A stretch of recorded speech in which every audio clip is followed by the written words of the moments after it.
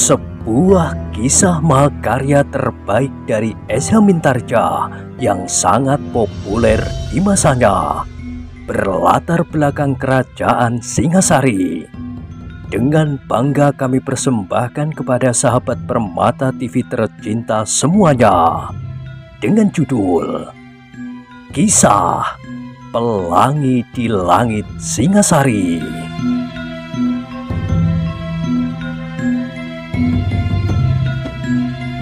Pada kesempatan yang sangat baik ini, kita masuk pada episode yang ke-241.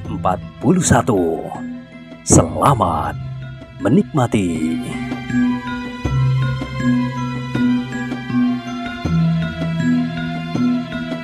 Pada episode sebelumnya telah diceritakan, kuda Sempana masih duduk di tempatnya. Sekali-sekali ia melihat Kepu Ijo yang berdiri di depan gubuknya dengan sudut matanya. Tetapi sesaat kemudian, kepalanya ditundukkannya lagi. Ia mengharap agar Kepu Ijo itu segera pergi, supaya ia dapat segera pulang menemui Mahesa Agni dan Ken Arok untuk menyatakan maksudnya. Tetapi Kepu Ijo itu masih berdiri saja di situ. Dan sejenak kemudian, ia pun berkata, "Marilah kuda Sempana, kita pergi ke ujung perkemahan ini. Kita ikut menyambut kedatangan Aku Tumapel, kemudian menjilat kakinya dan kaki permaisurinya, supaya kita segera mendapat kenaikan pangkat." Kuda Sempana berdesis, tetapi ia belum menjawab. "Apalagi yang kau tunggu? Kau sudah menjadi cukup tampan. Aku akan ikut berdoa supaya Ken Dedes jatuh cinta kepadamu." Kuda Sempana menarik nafas dalam-dalam. Dicobanya untuk menahan gemeretak jantungnya yang serasa akan retak dengan napas yang terengah-engah karena menahan diri. Akhirnya ia pun berkata, "Kepu Ijo, marilah kita bergurau. Tetapi jangan kau sebutkan persoalan itu. Satu soal saja.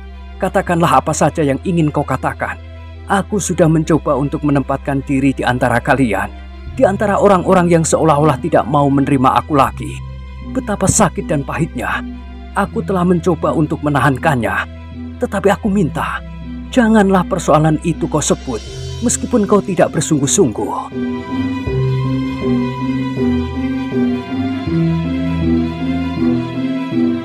Kepu Ijo mengernyitkan alisnya. Sejenak ia berdiri diam sambil memandang kuda Sempana dengan amat tajamnya. Namun sejenak kemudian terdengar suara tertawanya. "Oh, kau sakit hati kuda Sempana. Kau mencoba untuk menutup mulutku dengan sepenuh belas kasihan kepadamu. Dengar, aku justru ingin menasihatimu. Kalau nanti aku berada di padang ini bersama permaisurinya, kau harus berbuat sesuatu. Berbuat jantan seperti laki-laki yang sebenarnya." Kuda Sempana masih tetap berdiam diri meskipun dadanya semakin bergelora. "Kuda Sempana," berkata Kepu Ijo, "kalau aku menjadi kau, maka apabila aku dan Ken Dedes berada di padang ini, aku tantang ia melakukan perang tanding. Tidak sebagai seorang aku dengan seorang pelayan dalam. Sebab dengan demikian, kau pasti akan dianggap memberontak dan akan ditangkap oleh pengawal-pengawalnya. Tetapi sebagai laki-laki dengan laki-laki, kau tantang ia melakukan perang tanding untuk memperebutkan Ken Dedes. Nah, kalau kau berhasil membunuhnya dan mengambil Ken Dedes sebagai istrimu, kau tidak saja akan memiliki seorang istri yang cantik, tetapi kau akan memiliki seluruh Tumapel. Sebab Tumapel dengan segala isinya, termasuk aku dan kau, sudah diserahkan kepada Ken Dedes." Gelora di dada kuda Sempana menjadi semakin dahsyat memukul jantungnya. Darahnya serasa mengalir semakin cepat dan ubun-ubunnya terasa menjadi panas. Sedang Kepu Ijo itu masih berbicara terus. "Aku kira kau akan mendapat kesempatan itu, bertarung dengan jantan. Taruhannya pun cukup bernilai untuk beradu maut. Seorang perempuan cantik, bukan hanya sekedar perempuan cantik, tetapi seorang perempuan cantik yang memiliki kekuasaan atas tanah Tumapel. Nah, apakah kau tidak tertarik?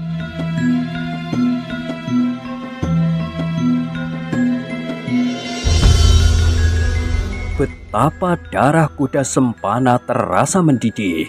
Ia masih tetap sadar akan dirinya, sadar akan keadaan dan kedudukannya. Karena itu betapa dahsyat dadanya bergolak.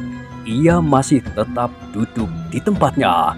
Bahkan ia masih dapat menahan dirinya meskipun dadanya akan meledak dan menggeleng perlahan-lahan. Tidak, Kebo Ijo, aku tidak dapat melakukannya. Kebo Ijo mengerutkan dahinya, lalu desisnya. Kau sudah berubah, kuda Sempana, berubah sama sekali. Kau pernah bersikap sebagai seorang jantan pada saat kau melarikan Ken Dedes, kemudian perang tanding yang tidak jujur. Aku mempergunakan Kakang Witantra untuk merebut Ken Dedes dari tanganmu. Memang Kakang Witantra terlampau tunduk di bawah kaki aku Tunggul Ametung, seperti seekor kerbau yang telah dicocok hidungnya. Kemana kendali ditarik, ke sana ia melangkah. Kebo Ijo berhenti sejenak. Ditatapnya wajah kuda Sempana yang masih tunduk. Namun dengan demikian terasa sesuatu di dada kuda Sempana yang seolah-olah mendinginkan darahnya. Di dalam hatinya ia berkata, Kebo Ijo benar-benar tidak dapat menjaga mulutnya. Jangankan aku yang mempunyai kedudukan yang sangat sulit di sini, sedang ia merasa dirinya orang kedua dalam lingkungannya. Selagi terhadap kakak seperguruannya saja, ia bersikap dan berkata demikian. Kuda Sempana menarik nafas dalam-dalam. Dicobanya untuk mengendapkan panas di dalam dadanya. Sekali lagi diperbandingkannya dirinya dengan Witantra dalam penilaian Kebo Ijo yang gila itu.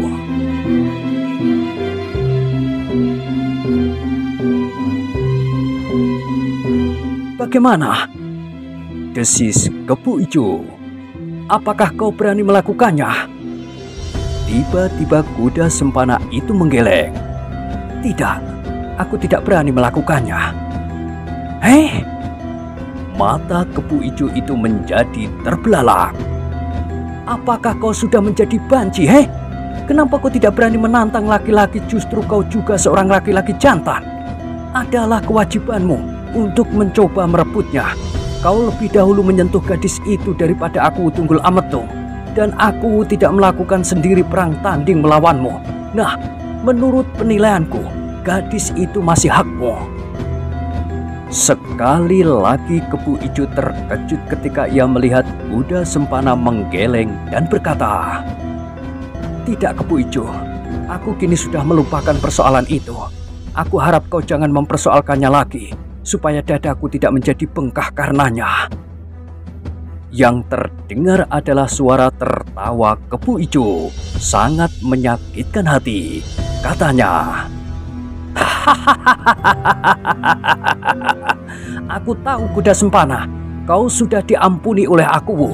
Kalau Kakang Witantra di hadapan aku seperti seekor kerbau yang bodoh, maka kau tidak akan lebih dari seekor kuda tunggangan yang terlebih bodoh lagi. Tetapi mungkin juga karena kau sudah menjadi seorang pengecut.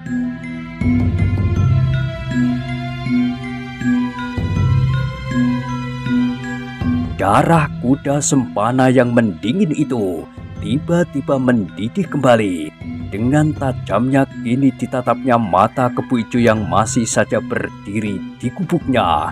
Tetapi Kebo Ijo seolah-olah tidak melihat kemarahannya yang memancar pada sorot mata kuda Sempana.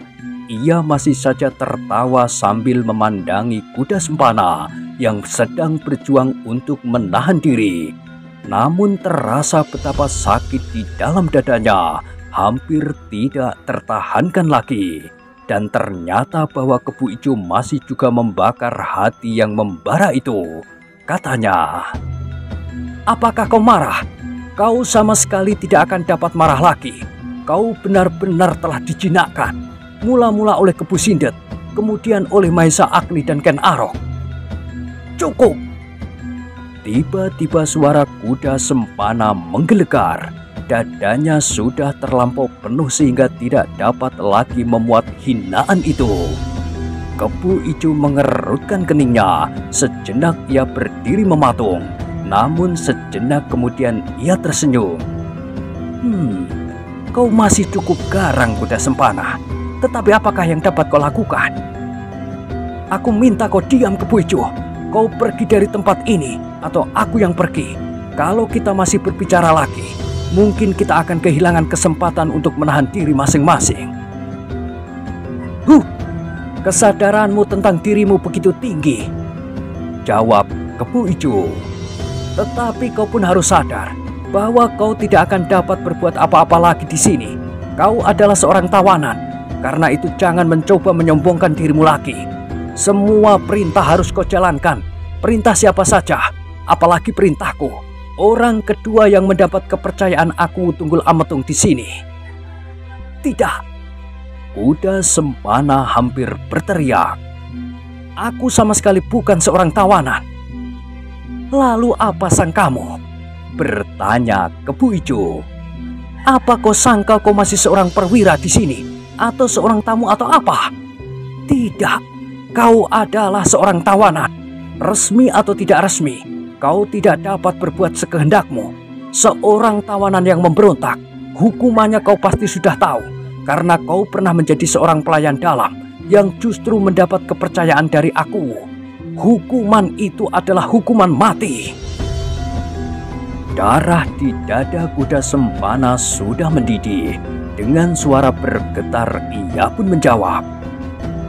Aku bukan seorang tawanan. Aku dapat membuktikannya tentang hal itu. Buktikanlah bahwa kau bukan seorang tawanan. Tiba-tiba kuda Sempana yang sudah dibakar oleh kemarahan itu meloncat meraih pedangnya yang tergantung di dinding gubuknya. Sambil mengangkat pedangnya yang masih berada di sarungnya itu, ia berkata lantang, inilah buktinya bahwa aku bukan seorang tawanan. Seorang tawanan tidak akan dibiarkan bersenjata, tetapi aku masih menggenggam pedangku sendiri. Dahi Kepu Ijo menjadi berkerut-merut. Ditatapnya wajah kuda Sempana yang kian menegang. Sedang wajah Kepu Ijo pun menjadi tegang pula. Ternyata kuda Sempana itu tidak seperti yang diduganya. Disangkanya anak muda itu telah menjadi terlampau jinak dan tidak berani berbuat apapun. Namun ternyata kini kuda Sempana telah memegang pedangnya. Karena itu, maka sejenak kemudian Kepu Ijo menjadi berdebar-debar. Namun sejenak kemudian ia tersenyum. Ia merasa mendapat kawan untuk bermain-main. Setelah sekian lama ia harus bekerja menyelesaikan bendungan itu. Sehingga sejenak kemudian ia pun berkata, Hei, kuda Sempana, jangan berbuat bodoh. Kalau kau mempunyai sedikit pengertian tentang susunan pimpinan prajurit Tumapel di Padang Karutan ini, kau pasti akan minta maaf kepadaku. Karena aku berhak menentukan hukuman apa saja selain Ken Arok kepada orang-orang yang bersalah, termasuk kau. Bahkan terhadap Mahesa Agni pun aku wenang untuk bertindak apabila ia membuat kesalahan. Jangan kau sangka bahwa orang yang melindungimu itu mempunyai kekuasaan tidak terbatas di sini. Tidak, jawab kuda Sempana. Aku tidak menggantungkan perlindungan kepada orang lain selain kepada diriku sendiri. Selama aku masih memegang pedang, tidak ada hukuman yang dapat diberikan kepadaku. Namun tiba-tiba terbayang di wajah kuda Sempana itu berbagai macam hukuman yang dapat diterimanya. Ia adalah orang yang sedang berusaha mendapat tempat di antara orang-orang sekelahiran dan di antara para prajurit Tumapel. Lalu apakah kesan mereka apabila ia berkelahi melawan Kepu Ijo yang justru merupakan salah seorang pimpinan di padang ini? Tetapi ia terlampau menghina, desisnya di dalam hati. Namun sejenak kemudian terbayang segala macam kesalahan yang pernah dilakukannya. Karena itu, maka sesaat kemudian tumbuhlah benturan yang dahsyat di dalam dadanya. Kuda Sempana. Terdengar suara Kebo Ijo perlahan-lahan. Aku masih memberi kau kesempatan berlutut dan minta maaf, atau aku akan menentukan jenis hukuman bagimu. Tetapi jangan takut, aku akan memanggil prajurit-prajurit untuk menangkapmu. Sebelum kau mendapat hukumanmu, kau mendapat dua macam kesempatan: minta maaf atau bertempur. Aku juga membawa pedang seperti kau sedang menggenggam pedang. Tetapi kalau kau kalah, jangan mengharap belas kasihan lagi. Dada Kuda Sempana berdebaran, tetapi ia tidak segera menyambut. Di dalam hatinya, perlahan-lahan terungkap kembali sikap putus asanya yang dapat menyesuaikan dirinya dengan menekan perasaannya kuat-kuat. Tetapi kini ia dihadapkan pada suatu keharusan untuk berbuat sesuatu meskipun bertentangan dengan usahanya selama ini. Cepat! Bentak Kebo Ijo. Pilihlah, minta ampun atau cabut pedangmu. Dengan akibat kau dapat dihukum picis. Dada anak muda itu berdesir, tetapi tiba-tiba ia berkata, aku sudah seharusnya mati. Tetapi aku tidak akan menyerahkan diriku untuk mendapat hukuman apapun. Aku memilih mencabut pedangku. Aku akan berkelahi sampai mati. Sebab kalah atau menang, aku pasti akan dihukum. Dahi Kebo Ijo berkerut, tetapi kemarahannya pun kini terungkap sepenuhnya. Dengan serta-merta ia mencabut pedangnya dan berteriak, ayo, keluarlah. Ternyata kau masih mempunyai sisa-sisa kejantananmu di dalam keputusasaanmu itu. Sejak kau datang, aku memang ingin membunuhmu. Sekarang ternyata aku mendapat kesempatan karena kesalahanmu. Kemarahan Kuda Sempana telah sampai ke puncaknya pula. Karena itu, ketika ia mendengar tantangan Kebo Ijo, maka tidak diingatnya apapun lagi. Kesadarannya tentang dirinya lenyap bersama lenyapnya setiap pertimbangan.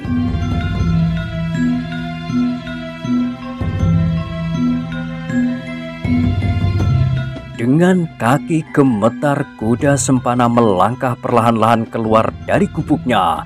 Dengan perlahan-lahan, tangannya yang gemetar pula mencabut pedangnya. Pandangan matanya menjadi semakin tajam dan giginya terdengar gemertak. Ketika ia sudah berdiri di luar gubuknya, ia pun menggerak. Ayo Kebo Ijo, aku sudah siap untuk mati. Aku akan bersikap jantan untuk yang terakhir kalinya, supaya aku mati dengan dada tengadah dan pedang di genggaman. Persetan! Kebo Ijo memotong. Sepantasnya kau dihukum picis. Kau adalah seorang tawanan yang memberontak. Aku tidak pernah merasa diriku sebagai seorang tawanan. Aku masih menggenggam pedang. Ayo, mulailah. Aku tahu bahwa aku pasti akan mati, menang atau kalah. Kalau aku kalah, maka kaulah yang membunuhku. Tetapi kalau aku menang, maka aku pasti akan dihukum mati. Tetapi seandainya aku dihukum mati setelah aku merobek dadamu yang dipenuhi oleh kesombongan itu, kesombongan yang tiada taranya itu, aku tidak akan pernah menyesal. Kebo Ijo sudah tidak dapat menahan dirinya lagi. Tanpa menjawab lagi, ia meloncat menyerang dengan garangnya. Tetapi Kuda Sempana telah bersiap pula untuk menerima serangan itu. Dengan sikapnya ia meloncat menghindar, dan bahkan segera ia membalas serangan Kebo Ijo dengan serangan pula. Sejenak kemudian perkelahian itu pun menjadi semakin sengit. Mereka telah dibakar oleh kemarahan dan kejemuan menghadapi persoalan mereka masing-masing. Kebo Ijo yang telah menjadi jemu dengan segala macam kerja yang berat itu, jemu terhadap sikap orang-orang Panawijen dan prajurit-prajurit Tumapel yang dengan sepenuh hati menyambut kedatangan Mahesa Agni yang menurut penilaiannya terlampau berlebih-lebihan, dilandasi oleh sifat-sifatnya yang dengki dan tinggi hati.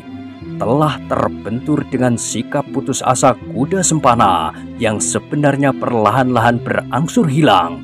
Tetapi guncangan perasaannya kali ini telah meledakkan dadanya yang selama ini diusahakannya untuk diendapkan.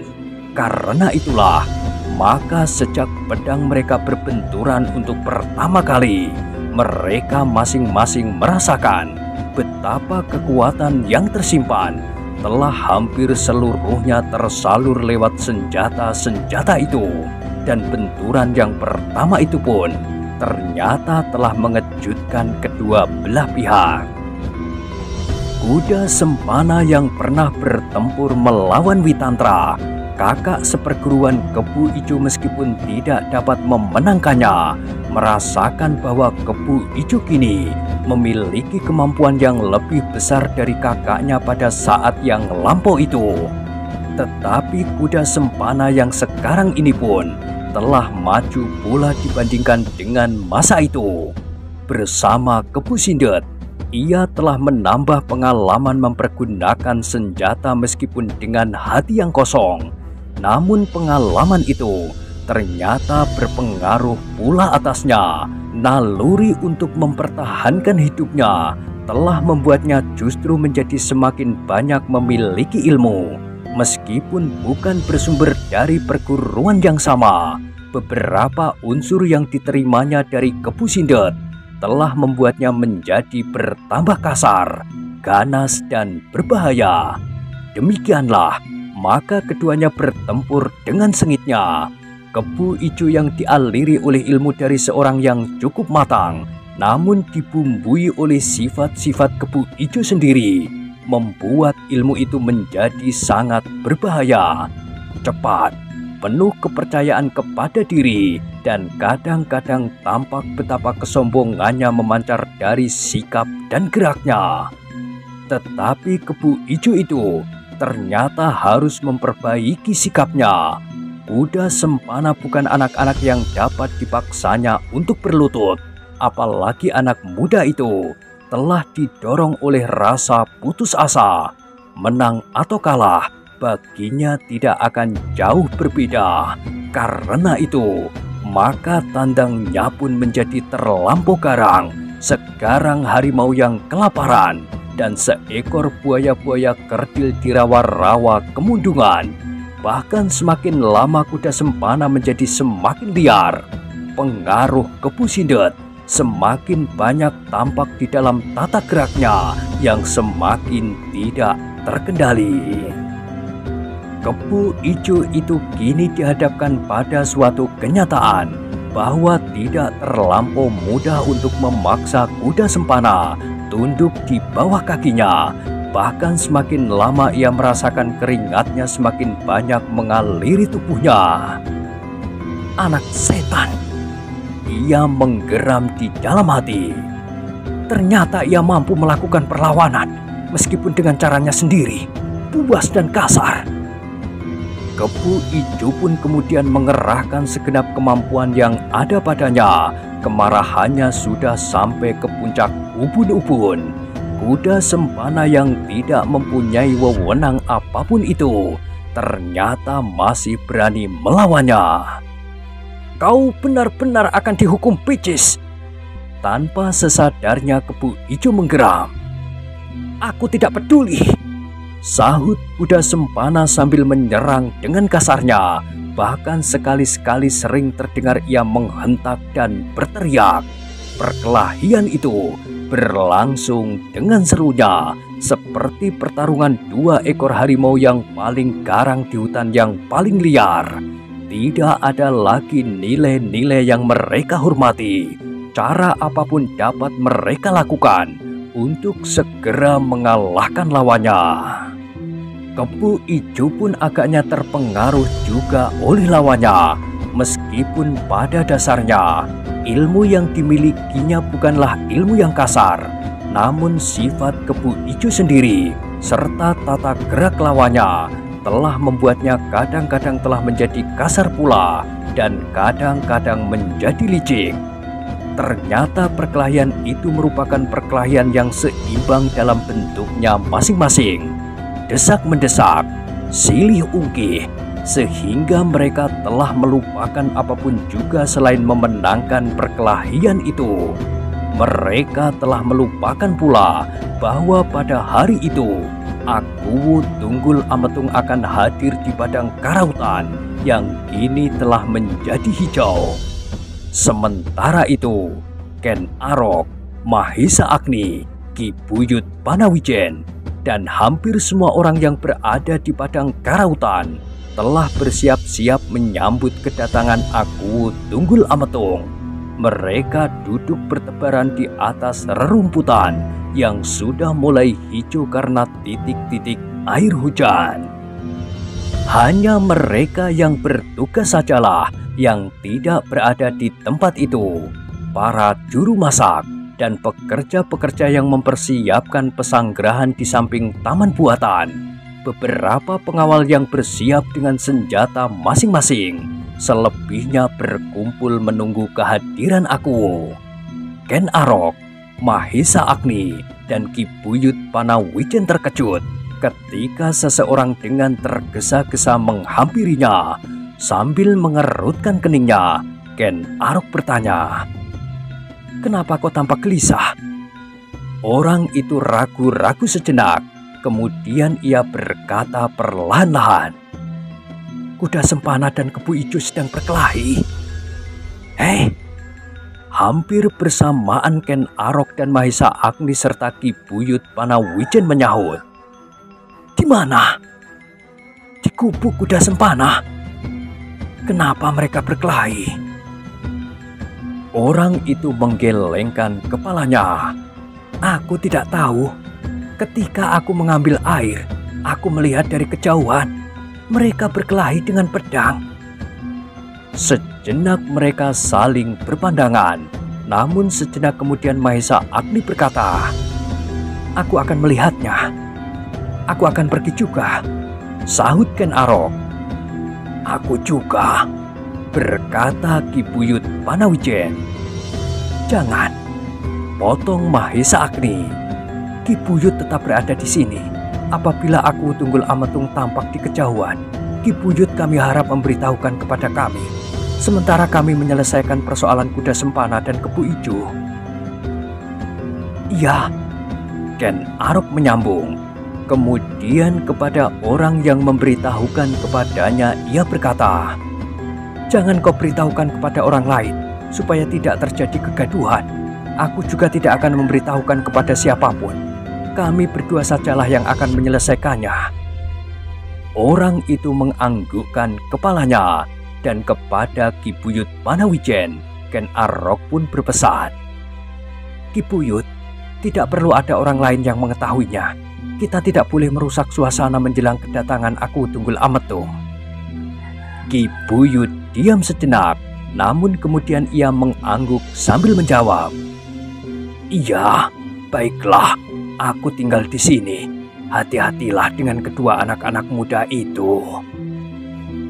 Ken Arok dan Mahisa Agni pun segera pergi ke tempat yang ditunjukkan oleh orang yang telah melihat Kuda Sempana dan Kebu Ijo berkelahi.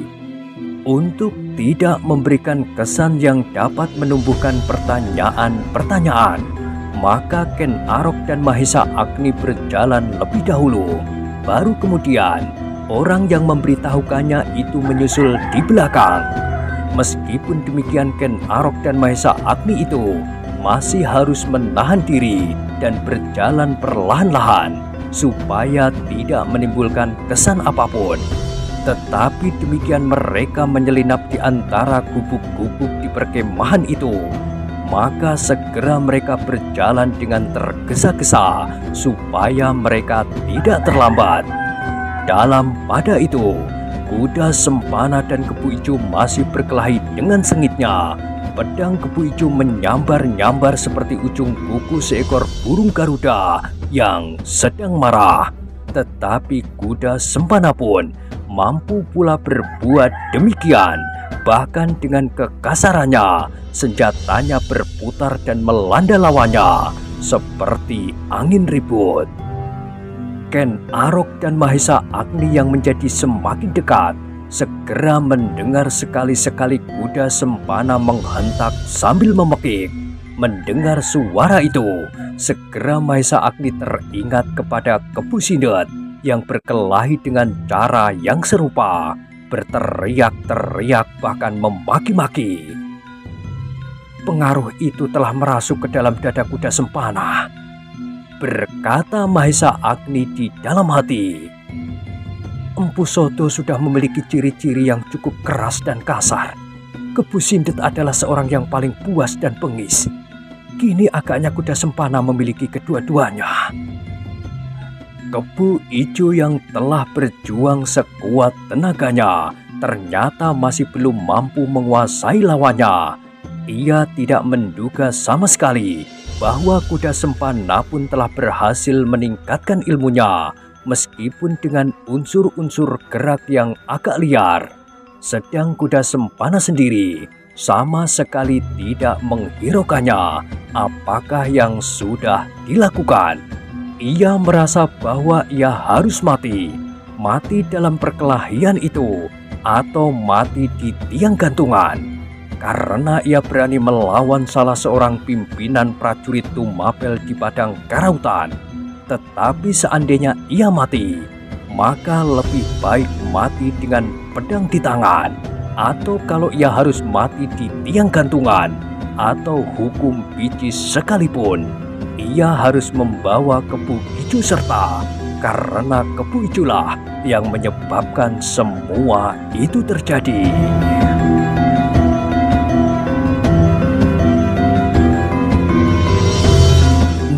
Nah, bagaimanakah kisah selanjutnya? Silahkan ikuti terus kisah Pelangi di Langit Singasari pada episode berikutnya. Sampai jumpa.